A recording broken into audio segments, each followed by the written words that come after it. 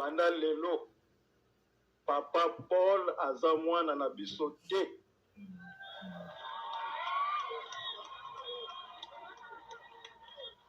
Ba oyo bazolanda ye, ba oyo bazolanda ye bayeba ke mwana wana azotia bango na libulu.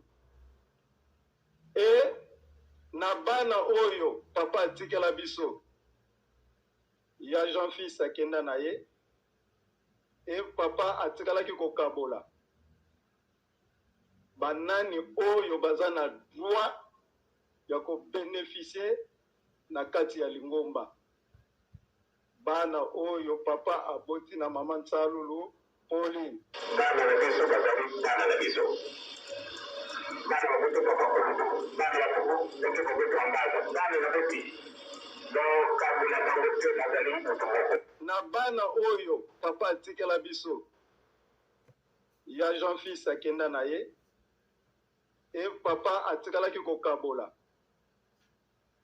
banani oyo baza na droit ya ko bénéficier na kati ya Lingomba. Bana na biso bazali bana na biso. Bana bakoto papa Pauline. Bana ya poko bote bote ambaza. Bana na boti. Donc kabula bangote bazali boto.